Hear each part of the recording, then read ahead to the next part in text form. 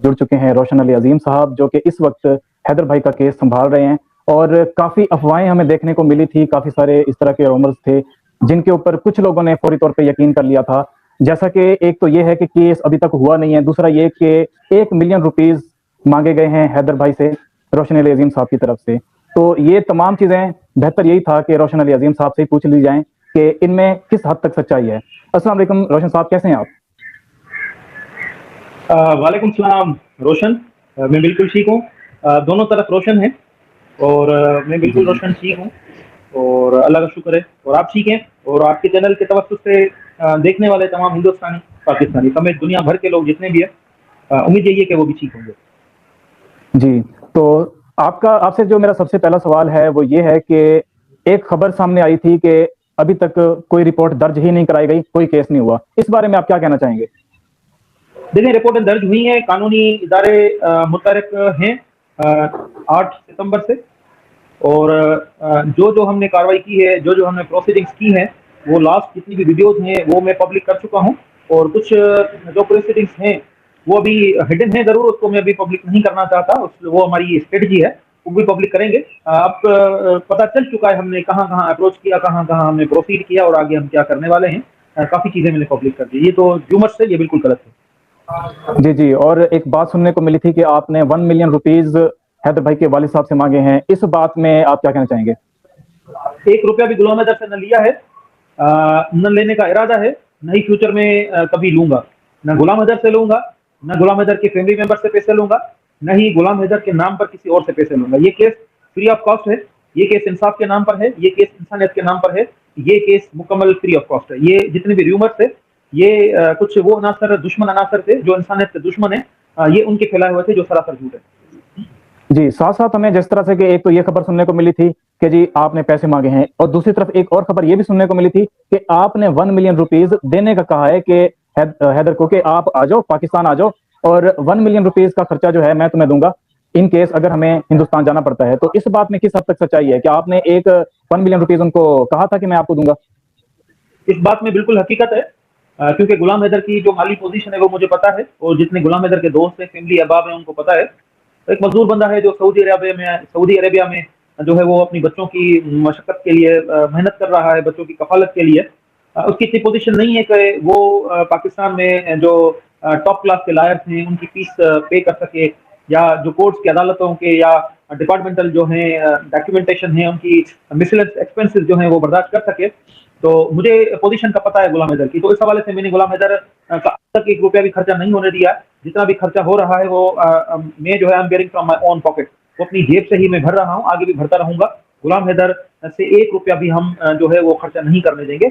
रही बात गुलाम हैदर को माली मदद की, गुलाम हैदर की बिल्कुल मैं माली मदद करूंगा। जितनी भी जरूरत होगी गुलाम हैदर को इस केस पे खर्चा करने की, वो मैं बैठा हूँ, मैं गुलाम हैदर की जरूर मदद करूंगा। जी, अच्छा, इसी तरह से कुछ बातें सुनने को मिली थी सीमा की तरफ से, एलिगेशंस लगाए गए, इल्ज़ामात लगाए गए कि जो हैदर है उसने अपनी बेटी को बेचा हुआ है। तो आप क्योंकि फैमिली में जाके मिल के आए हैं, तो इस बारे में भी हमें आगाह करें कि इस बात में कितना वज़न है सीमा की तरफ से? देखिए, ये स्टेटमेंट सीमा से दिलाई गई है। हिंदुस्तान की जो मीडिया है या हिंदुस्तान के यूट्यूबर्स है या मीणा कम्युनिटी के जो लोग हैं, उन्होंने सीमा से ये स्टेटमेंट दिलाई है। जो भी स्टेटमेंट सीमा ने दी है, किसी के कहने पर भी दी है, वो सरासर झूठ है। गुलाम हैदर की फैमिली से, गुलाम हैदर के बच्चों में से किसी को भी बेचा नहीं गया है, न ही किसी को बेदखल किया गया है, न ही घर से निकाला गया है। गुलाम हैदर के सारे जो बच्चे हैं घर में मौजूद हैं। गुलाम हैदर के वालिद के अमीर हैदर जान के पास मौजूद है, बच्ची भी मौजूद है, बच्चा भी मौजूद है। उनकी सारी कफालत का जो जिम्मा है वो उठाया हुआ है गुलाम हैदर के वालिद अमीर जान साहब ने। तो इन खबरों में कोई सदाकत नहीं है, सरासर झूठी खबरें हैं और ये जो है गुमराह करने के लिए तमाम हिंदुस्तानी और पाकिस्तानी के लिए खबरें फैलाई जाती हैं। जी, तो हैदर भाई अभी तक पाकिस्तान नहीं आए, ये सवाल कई बार पूछा गया है कमेंट सेक्शन में। तो इसके पीछे क्या राज़ है? वैसे तो हैदर भाई ने खुद भी बताया हुआ है, क्योंकि वो बलोच हैं और बलोचों को ये चीज़ अच्छी नहीं लगती कि कोई और बंदा उनका खर्चा उठाए, तो वो इस वजह से भी एक तो वहाँ पे रुके हुए हैं, और दूसरा आपकी तरफ से भी एक स्टेटमेंट आई थी कि क्योंकि अभी केस चल रहा है, अगर इन केस हमें जाना पड़ता है, हिंदुस्तान जाना पड़ता है, तो उनको बुला लिया जाएगा। तो इस बारे में आप क्या कहना चाहेंगे कि वो हैदर भाई अभी तक पाकिस्तान क्यों नहीं आए? देखें, अभी फिल वक्त गुलाम हैदर की पाकिस्तान में जरूरत पेश नहीं आ रही है, क्योंकि कंप्लेनेंट फर्स्ट इंस्टेंस पे गुलाम हैदर का वालिद अमीर जान साहब हैं और हर जगह जो है मुझे जो जरूरत पेश आ रही है, वो जो फर्स्ट इंफॉर्मेशन जो रिपोर्ट थी, उसमें गुलाम हैदर साहब के वालिद साहब से गुलाम हैदर नहीं थे। तो जिसकी जिस भी इदारे में जो जरूरत पेश आ रही है वो अमीर जान साहब जो गुलाम हैदर के फादर हैं उनकी जरूरत पेश आ रही है। फिल वक्त गुलाम हैदर साहब की जरूरत नहीं है यहाँ पर पाकिस्तान में। जिस दिन गुलाम हैदर की जरूरत पेश आएगी हम गुलाम हैदर को कॉल करेंगे, गुलाम हैदर पाकिस्तान में होगा, वह हमारे इंतजार में है। सिर्फ एक फोल्ड बचता है इस केस का, सारी प्रोसीडिंग्स कंप्लीट हो चुकी है, हमें इंडियन हाई कमीशन जाना है, पाकिस्तान की फॉरेन मिनिस्ट्री जाना है, ये एक फोल्ड बचता है। इस फोल्ड में भी गुलाम हैदर की जरूरत नहीं है, गुलाम हैदर के वालिद साहब अमीर जान साहब की जरूरत है। इस फोल्ड के बाद हम गुलाम हैदर साहब को कॉल करेंगे, वो पाकिस्तान में आएंगे, फिर हम वीजा के लिए अप्लाई करेंगे, फिर अगर वीजा मिलता है तो हम जरूर हिंदुस्तान में होंगे, गुलाम हैदर हमारे साथ होगा। जी, तो एक और चीज़ हमने आपके चैनल पे देखी और जिसमें आप ये भी कह रहे थे कि हैदर अगर सीमा पाकिस्तान वापस आ जाती है तो हैदर भाई उनको एक्सेप्ट कर लेंगे। तो वो किस बेस पे एक्सेप्ट करेंगे या इस पे कौन-कौन से जो हैं वो रूल्स लग रहे हैं वापस एक्सेप्ट करने के? देखिए इस वक्त जो है ये हिंदुस्तान में कहा जाता है कि सीमा हैदर को तलाक दे दी है गुलाम हैदर ने तलाक कोई नहीं दी है, न ही शरई तरह से तलाक दी है, न ही कानूनी तरह से तलाक दी है, कोई तलाक के डॉक्यूमेंटेशन नहीं है, न ही सीमा ने कोई इद्दत पीरियड गुजारा है। शरई तरह कानूनी तरह सीमा गुलाम हैदर की बीवी है और अगर सीमा पाकिस्तान आना चाहे तो पाकिस्तान आ सकती है। गुलाम हैदर उसको जरूर अपने साथ रखेगा क्योंकि गुलाम हैदर के बच्चों की माँ है। गुलाम हैदर हर वक्त बच्चों को रखने की बात करता है, बच्चों को संभालने के लिए माँ की जरूरत पड़ती है और सीमा से अच्छी माँ जो है इस वक्त बच्चों को संभालने के लिए और कोई नहीं हो सकती क्योंकि सगी माँ है। तो इस बात में कोई दो राय नहीं है कि सीमा अगर पाकिस्तान आती है तो सीमा जो है वो वापस अपना मैट्रिमोनियल लाइफ स्टार्ट कर सकती है। जी, जी, जो कि बहुत अच्छी बात है कि इतना कुछ एक औरत ने कर लिया है फिर भी उसको माफ किया जा रहा है। इससे बड़ी चीज़ और क्या हो सकती है? जी। गुलाम हैदर का दिल बड़ा है, गुलाम हैदर एक नफीस इंसान है। गुलाम हैदर के बारे में जितनी भी बातें फैलाई गई कि जालिम शख्स है, बलोच है, कातिल है, ये है, वो है, सरासर झूठ है। वो नफीस किस्म का इंसान है, वो बड़े दिल का मालिक है, वो बड़ा अच्छा रहमदिल इंसान है। उसके बारे में जो बातें बताई गई वो बिल्कुल गलत है। मैं उसको पर्सनली जानता हूँ, मेरी दिन में 2 से 3 से 4 मरतबा गुलाम हैदर से बात होती है।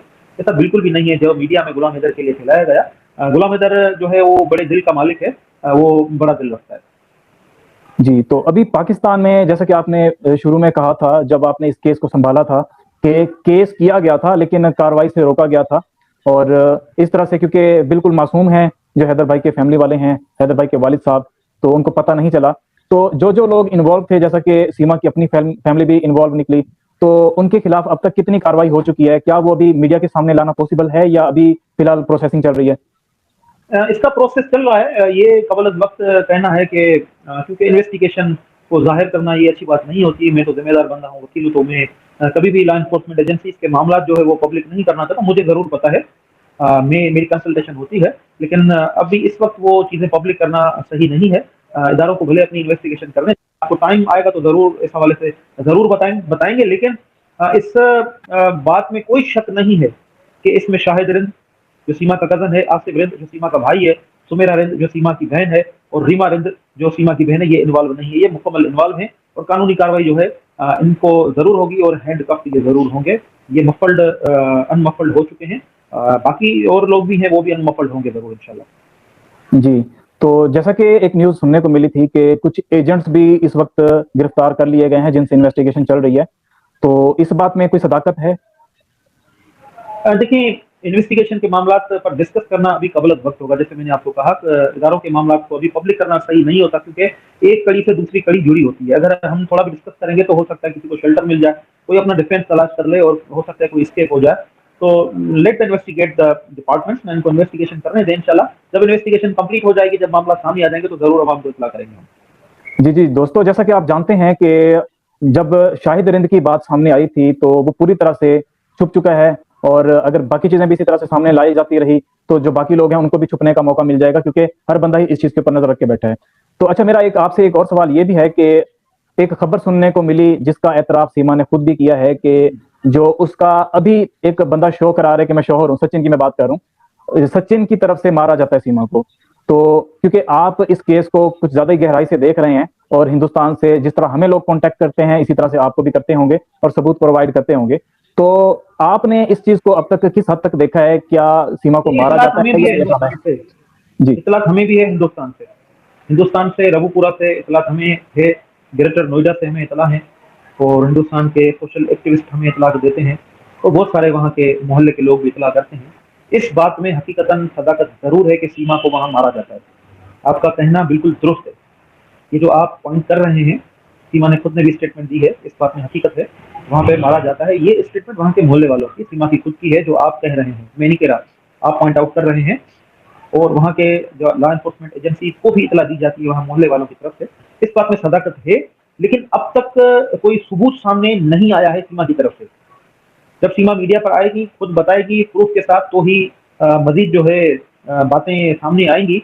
कुछ पता नहीं लगता है इस औरत का, झूठ भी बोलती है, कभी कभी सच भी बोलती है तो झूठ लगता है, कभी झूठ भी बोलती है तो सच लगता है। तो इसका कुछ पता नहीं चलता है। तो इस बात में सदाकत बिल्कुल है कि मोहल्ले वाले ये बताते हैं कि फैमिली मेंबर्स जो हैं वहाँ पर इर्द गिर्द रहते हैं कि उनको मारा पीटा जाता है। इस बात में हकीकत है, आपने बिल्कुल सही सुना। जी, तो मेरा भी आपसे आखिरी सवाल ये है कि जैसा कि सीमा की तरफ से ये स्टेटमेंट दी गई कि मुझे सचिन की तरफ से भी मारा जाता है, क्या ऐसा पॉसिबल है कि ये सब ड्रामा किया जा रहा हो सिर्फ इस वजह से कि अगर डिपोर्ट किया जाता है पाकिस्तान, तो पाकिस्तान आके ये सीमा इस तरह की स्टेटमेंट दे सके कि मुझे हिंदुस्तान में क्योंकि मारा जाता था कि तुम हमारा धर्म परिवर्तन कर लो, हमारे धर्म में आ जाओ और पाकिस्तान को भी बुरा भला कहो, सिर्फ क्योंकि मारा जाता था इस वजह से मैंने ऐसा किया, और इस चीज का मैंने मीडिया पे भी आके कहा था। क्या ये पॉसिबल है कि ये जस्ट एक ड्रामा किया जा रहा हो? देखिए, ये तो वक्त ही बताएगा कि ये ड्रामा है या सच में मारा जाता है या झूठ बोलती है। थोड़ा इंतजार करें, इस बात पर भी पर्दा उठेगा जरूर।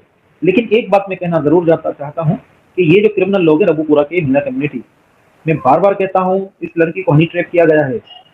ये एक दहशतगर्दों का गिरोह है जो 1947 से ये पाकिस्तान और हिंदुस्तान के मुखालफत और दुश्मनी का काम कर रहा है। वो गिरोह, उस गिरोह की मदद से इस नेत्रपाल सिंह मीणा, सचिन मीणा, इन्होंने हनी ट्रैप किया, इस लड़की को फंसाया है, पैसे पाकिस्तान से हर चीज बिकवा के हिंदुस्तान पहुंचाई है। हनी ट्रैपिंग तो है, मारेंगे पीटेंगे जरूर, क्रिमिनल लोग है ना ये क्रिमिनल लोग हैं, इनका काम ही यही है, मारना पीटना, हनी ट्रैपिंग करना, लड़कियों को जो है अगवा करना, रेप करना। तो ये तो इनका काम है, ये तो कॉमन सेंस की बात है। क्रिमिनल लोग क्या गुलों के फूलों के हार पहनाएंगे इनको? तो जरूर मारते होंगे, अभी इस बात में कोई शक नहीं है। जी, आपका बहुत बहुत शुक्रिया कि आपने इतना टाइम निकाला, और जो सवालात थे लोगों के, हमारे भी सवालात यही थे, और आपने इनका जवाब दिया हमें, और हमें मजीद आगाह कर दिया कि ये मामला चल किस तरह से रहा है।